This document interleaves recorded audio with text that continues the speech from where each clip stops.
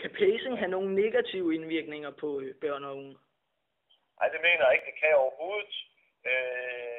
Slet ikke. Hvis det er sådan, at det er faktisk det, der er essensen af, hvorfor vi har taget det her op. Det er fordi, at i begrebet pace, i forhold til pace et barn, der ligger der så mange indgroede negative associationer i det. Altså alle forbinder, når man siger pace, så forbinder alle det umiddelbart med de negative historier, der er med nogen, som har, pacet forkert. Så mit svar på dit spørgsmål, det er, at hvis det er sådan, at du kan finde ud af at pace rigtigt, efter de her principper, som vi har angivet, jamen så har alle godt af. Uanset om du er handicappet, autistisk, eller hvad du er, om du er idrætsudøver, du er balletdanser, du er violinspiller, hvad i alverden du er, så har folk kun, tager det børnenes tarv, og tjener kun en rigtig, rigtig positiv funktion for børn, så er alle godt af det, alle burde praktisere det. Under den forudsætning, at man kan finde ud af at gøre det rigtigt. Hvis man pacer, så tænker jeg, så kan det hurtigt give bagslag. Ja. På den måde, at hvis et barn eller et ung bliver pacet frem, så kan man føle et kæmpe nederlag, fordi man ikke lever op til de forventninger, der ligger enten hos forældrene, som pacer barnet. Det er ofte forældrene, der gør det, ikke?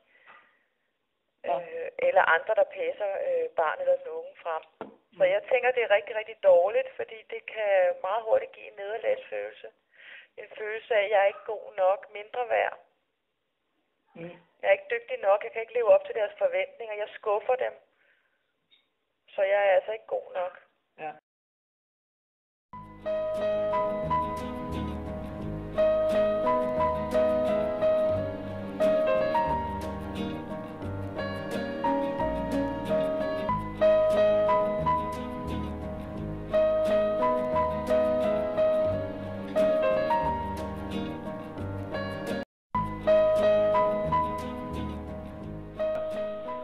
Mener du, pacing kan have en negativ indvirkning på... Det kan det have på mange mennesker. Ja. Hvordan? Og der er mange... man kan godt finde nogle eksempler, som Caroline Wozniacki eller andre, hvor der har været nogle meget engagerede forældre, men også dygtige forældre i at støtte op omkring hende. Dygtige trænere omkring hende hele vejen igennem. Team Danmark har været inde over og sikre, at den træning... den generelle træning, den fysiske træning, har haft et højt niveau.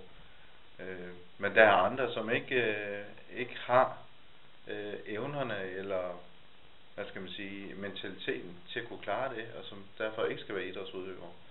Og hvis man tager alle dem, der dyrker idræt i Danmark i dag, så siger nu skal I bare paces fremad, så vil der være rigtig mange af dem, som ikke kommer frem til verdensklasse-resultater, og som får dårlige oplevelser med idrætten, og med risiko for psykiske men også.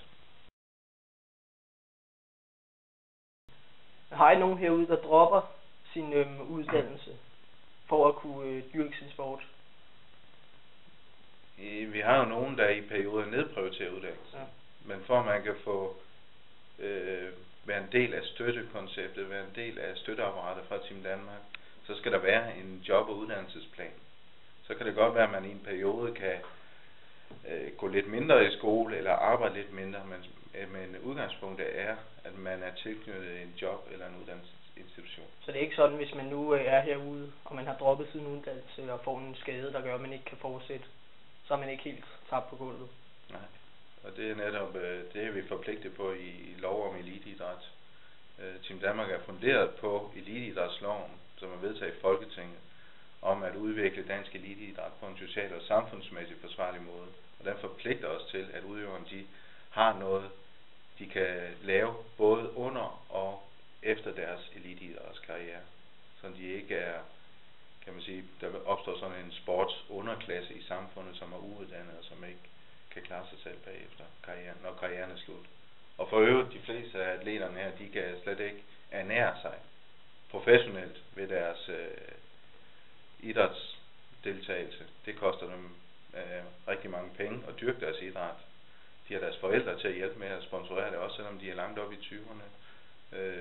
Så de er nødt til at lave noget ved siden af enten uddannelse, som de kan få SU, eller have et deltidsjob, der kan være med til at finansiere deres idræt. Ja.